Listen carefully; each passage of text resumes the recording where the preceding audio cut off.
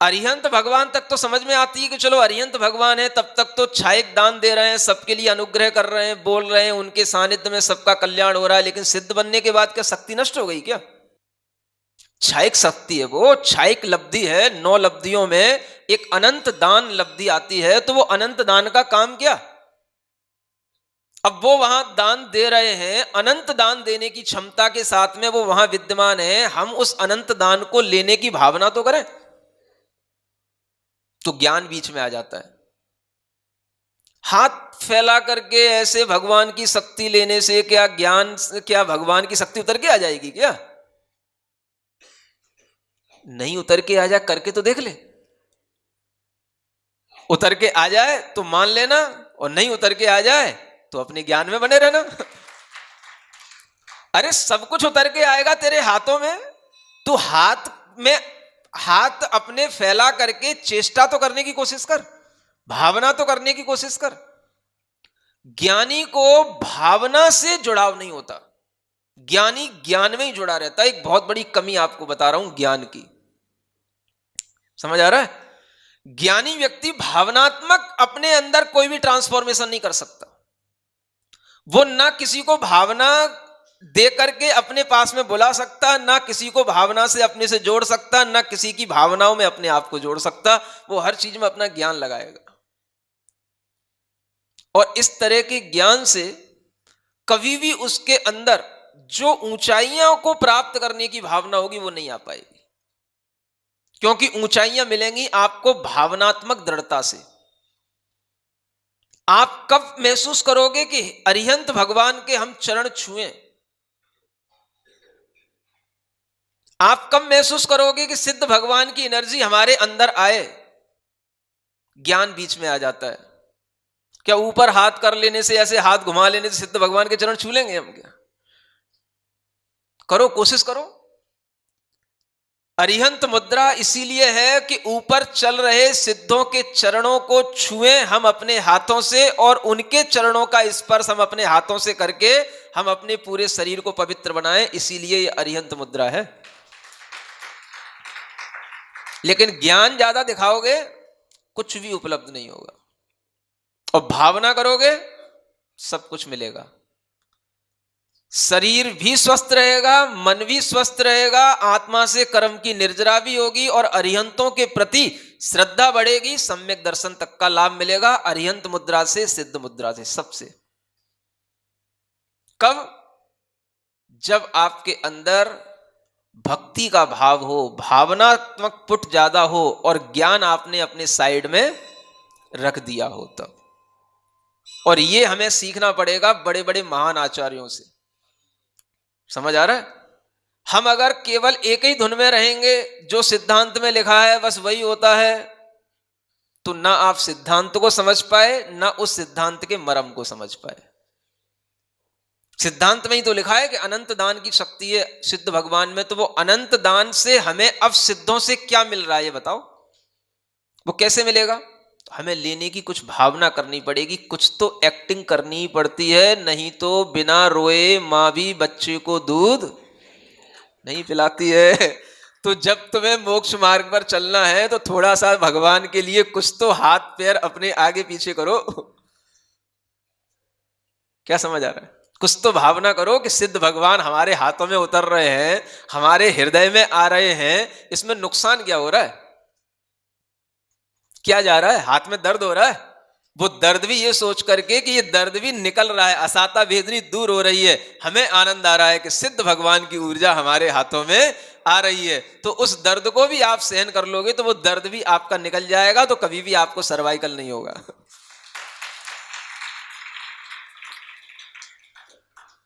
समझ आ रहा है? ये भावनाओं के माध्यम से ही ये भक्तियां होती हैं। इसलिए नमस्कार में ही इतना आनंद है, भावनात्मक जुड़ने से ही भगवान को हम नमस्कार कर सकते हैं। इसलिए एक बार नमस्कार करने मन नहीं भरता तो दूसरी लाइन में, अब एक काव्य में 4 ही लाइनें होती हैं, तो चारों में ते नमोस्तु ते नमोस्तु ते नमोस्तु ते नमोस्तु। एक बार तो सुनेंगे भगवान, एक बार तो नमोस्तु हमारी कहीं ना कहीं कनेक्ट होगी। समझ आ रहा है? जब इस तरह की आपके अंदर भावनात्मक अभिव्यक्ति होगी तो फिर आपको ये नहीं लगेगा कि हम कितनी बार भगवान को नमोस्तु करें, कितनी बार भगवान के चरणों में सिर झुकाएं, कितनी बार भगवान को हम बार बार उनके गुणगान गाएं। ये तो आपके भावों में अगर आ गया तो वो नमोस्तु भगवान तक पहुंची ही नहीं। समझ आ रहा है? नमोस्तु को भगवान तक पहुंचाने के लिए भी आपको अन्य अपने अहम से जुड़े हुए जितने भाव हैं वो सब साइड में रखने पड़ेंगे, और ये अहम के भाव हैं जो सामने आ जाते हैं। एक बार कर ली, 2 बार कर ली, 3 बार कर ली, 4 बार कर ली, फिर पढ़ें, फिर करें। क्या समझ आ रहा है? ऐसे भी लोग हैं जो इन काव्यों को बार बार पढ़ पढ़ करके, बार बार इन काव्यों से नमस्कार कर करके अपने अंदर इतनी पुण्य शक्ति ले आते हैं कि बड़े बड़े रोगों से निजात पाने के लिए भी भगवान को बार बार नमस्कार करके अपने अंदर शक्ति प्राप्त कर लेते हैं। समझ आ रहा है? प्रूफ चाहिए हो तो यहां बैठे हैं लोग, सुन रहे हो? हाँ, इसी काव्य का आनंद लेते हैं। आप ये मत सोचो कितनी बार, कब तक, ये प्रश्न तो अहम से आते हैं। जैसे ये प्रश्न आए अपने अहम को पीछे करो। समझ आ रहा है? आप भगवान को नमस्कार करने जाओगे, अहम बीच में आएगा और वो अहम यही प्रश्न खड़ा करेगा, कितनी बार नमस्कार करें, कब तक करें। जब तक आप ये विचार करते रहोगे तब तक आपके लिए वो नमस्कार परफेक्ट होगा ही नहीं। समझ आ रहा है? नमस्कार का भी परफेक्शन बनाना सीखो, और वो नमस्कार में परफेक्शन तब आएगा जब आप बस करने के भाव में हैं। कुछ हो रहा है या हमें कब तक करना, क्या करना, इसके भी भाव को जब आप एक साइड रख दोगे तब आपके अंदर कोई चीज उतर करके आएगी। ये सब क्रियाएं भावों से शुरू होती हैं, इसलिए भावनात्मक पक्ष पहले, क्रियात्मक पक्ष बाद में। और जब ये भावनात्मक पक्ष हमारे अंदर आ जाएगा तो फिर आपको भगवान के सामने ना तो अंजलि करने में दिक्कत जाएगी, ना भगवान के लिए ऐसे ऊपर हाथ करने में दिक्कत जाएगी, और ना भगवान के लिए अपने हाथ हृदय पर रखने में दिक्कत जाएगी, ना सिर झुकाने में दिक्कत जाएगी। कहीं कोई दिक्कत नहीं। बस आपको लगेगा दिक्कतें जो थीं वो ऐसा नहीं करने के कारण से थीं, अब ये सब दिक्कतें जा रही हैं क्योंकि हम ऐसा अब करने लगे हैं। ये विचार जब अंदर आएगा तब इस काव्य के अर्थ में आनंद आएगा। समझ आ रहा है? यानी जैसे ही हम नमस्कार के भावों से आए, ऊपर की एनर्जी, ऊपर की दान शक्ति हमारे ऊपर बरसने लगेगी। क्या समझ आ रहा है? वो बरसेगी तभी जब भीतर से आपके अंदर वो नम्रता का भाव बढ़ता जा रहा हो और सिर आपका झुकता चला जा रहा हो, आपके अंदर वह भावना आती जा रही हो कि हम भगवान से जुड़ते चले जा रहे हैं। और ऐसा करने के लिए आपको ज्ञान की ज्यादा जरूरत नहीं है। किसकी जरूरत है? बस श्रद्धा और भावना, आस्था और भावना। बस आस्था रखो। आस्था माने भगवान है। कहां है? सिद्ध रूप में है। कहां है?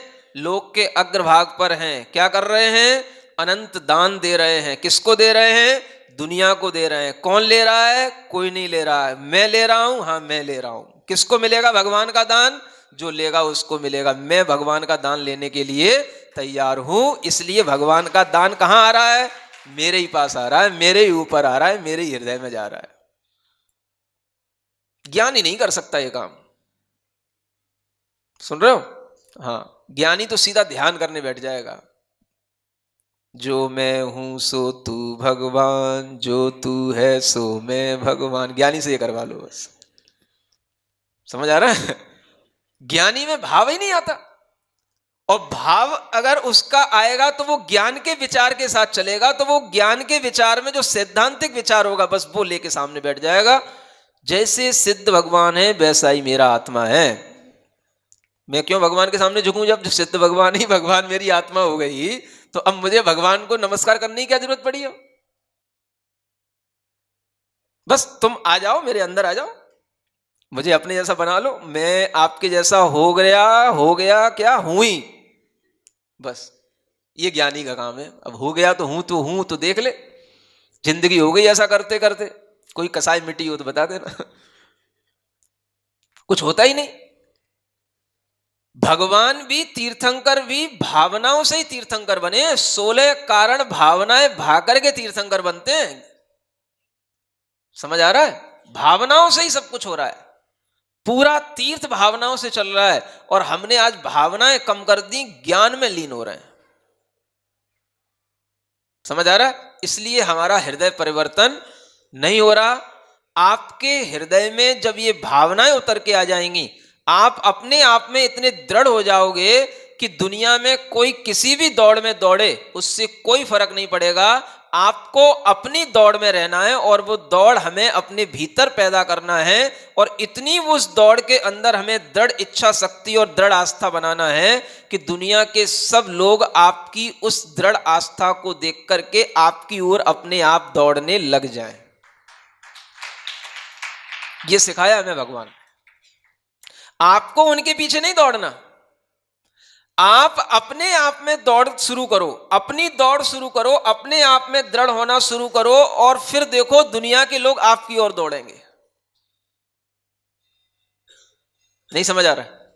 आप दुनिया की ओर दौड़ोगे, बोले वो इस दौड़ में दौड़ रहा है, अपन भी इसी में, वो भी इसी में, तो अपन भी इसी में। तो भगवान कहते नहीं, ये नहीं, कोई भी ना करे जिसे वो काम करो, बस तो कर रहा है कि नहीं, करने दो।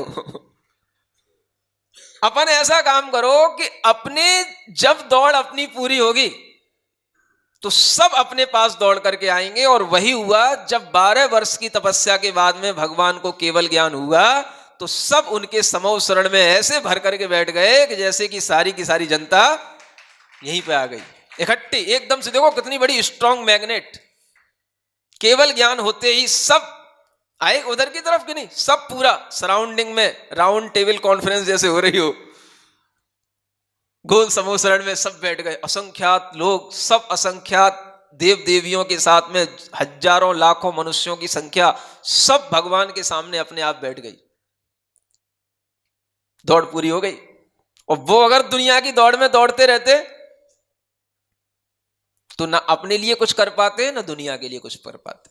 समझ आ रहा है? तो भगवान ने हमें समझाया है कि जो अपनी दौड़ पूरी कर लिए हैं, उनमें अपनी आस्था लगा करके, उनको नमस्कार करके अपने अंदर इतनी शक्ति प्राप्त करते जाओ कि सब जो है, जैसी तुम दौड़ में दौड़ रहे हो वैसी दौड़ में दुनिया दौड़ने लग जाए। तुम दुनिया की दौड़ में दौड़ने मत जाना, नहीं तो अपने मार्ग से भटक जाओगे। समझ आ रहा है? ये इस काव्य का भावार्थ है ना? तो क्या करना? अपने आप को स्ट्रांग बनाना, अपने अंदर की आस्था, अपने अंदर की भावना को बलवती बनाना, और फिर उसके साथ में जो कुछ भी उसका हमारे लिए प्रभाव देखने में आ जाए वो आने देना। हमें दुनिया की दौड़ में नहीं दौड़ना, हमें केवल अपने लिए अपना अस्तित्व इतना मजबूत करना है कि दुनिया को इधर अपना मुख करना पड़े और ये देखना पड़े कि ये अपनी दौड़ में दौड़ करके इतना मस्त क्यों है। समझ आ रहा है? ऐसा कोई भी व्यक्तित्व जब होगा सामने तो अपने आप दुनिया को सही राह मिलेगी। इसलिए जितनी भी चीजें हैं दुनिया में, ये इंस्टा मिस्टा टिकटॉक फिकटॉक, समझ आ रहा है, ये जितने भी बच्चे इनकी तरफ दौड़ रहे हैं, ये सिर्फ जिंदगी भर दौड़ेंगे, भटकेंगे। इन्हें कहीं पर भी कोई भी चैन सुकून स्थायित्व तो कहीं मिलने वाला नहीं। समझ आ रहा है? इन्हें चैन सुकून पाने के लिए क्या करना पड़ेगा? थोड़ा सा इन्हें अपनी दौड़ को कम करके अपने अस्तित्व को देखना पड़ेगा। और अपने अस्तित्व में जब आएंगे तो उन्हें फिर समझ में आएगा कि जब तक हमारे अंदर प्रतिस्पर्धा रहती है तब तक हम कभी भी अपने अस्तित्व की ओर नहीं आ पाते। और जैसे ये प्रतिस्पर्धा समाप्त हो जाती है तो अस्तित्व में आनंद आता है, अपने में आनंद आता है। वो आनंद ये दुनिया के जो लुभावने आनंद हैं उनसे कहीं अलग क्वालिटी का आनंद होता है। और उसका जब उनके लिए कोई भी स्वाद मिलेगा कोई भी तरीके का वो चाख पाएंगे इस स्वाद को, तभी उन्हें ये समझ में आएगा कि ये स्वाद कुछ अलग ही है, ये मजा कुछ अलग ही है, इस दुनिया का आनंद कुछ अलग ही है। और एक वो भी दुनिया है, पड़े रहो रात के 2-2 बजे तक, जागते रहो, सुबह 8-8 बजे तक उठते रहो, दिन भर काम में लगे रहो, रात भर मोबाइल में लगे रहो, वो भी एक दुनिया है। नहीं समझ आ रहा है? और ये भी एक दुनिया है। समय पर सो जाओ, सबसे पहले उठ जाओ, जब दुनिया में कोई नहीं उठ पाए उससे पहले उठ जाओ, क्योंकि अगर तुम्हें कुछ दुनिया में आगे चल करके करना है तो सबसे पहले उठने की कोशिश करो। दुनिया की दौड़ से ऊपर उठना है तो जब दुनिया सो रही हो तब तुम उठ के बैठ जाओ, और जो जितनी जल्दी उठ करके बैठेगा वो दुनिया में उतनी जल्दी ऊपर उठेगा। समझदार व्यक्ति वही होता है, घर में सब सो रहे हैं, सबको सोने दो, अपन जल्दी से उठ जाओ, अपना काम करो, जब तक लोग सो के उठे तब तक तो अपन अपना सब काम कर ही चुके हो। समझ आ रहा है? जो कुछ करना था सब कर लिया। ऐसी जब आदमी के अंदर शक्ति भावना आएगी तब वो कुछ कर पाता है। सबसे पहले उठ करके ही आप सबसे ऊपर उठ सकते हो। कोशिश करो कितनी जल्दी हम उठ सकते हैं। समझ आ रहा है? दुनिया अगर 5 बजे सो करके उठती है तो आप 4:30 बजे सो करके उठो। अगर दुनिया 4 बजे सो करके उठती है तो आप 3:30 बजे सो करके उठो। अगर दुनिया 3:30 बजे उठने लग जाए तो आप 3 बजे उठने लग जाना। सोगे कब? सो कभी भी, लेकिन उठो सबसे पहले। चलो ये भी आपको बता रहा हूं, है? नहीं सो, लेकिन सोने के लिए भी उसी तरीके से टाइम सेट करो। सो कभी भी, लेकिन उठो सबसे पहले। अगर आपको ऊपर उठना है और दुनिया में अव्वल दर्जे का आदमी बनना है तो सबसे पहले उठना सीख लो। आपके अंदर वो क्वालिटी आ जाएगी, आप सबसे पहला आदमी बन जाओगे दुनिया का। करके देख लो। समझ आ रहा है?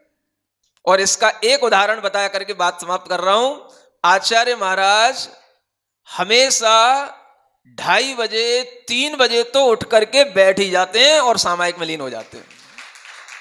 समझ आ रहा है? आज दुनिया के सबसे अव्वल दर्जे के आदमी हैं वो, है। उनसे ही कुछ सीख ले लो, आपको बहुत कुछ मिलेगा। बोलो महावीर भगवान की।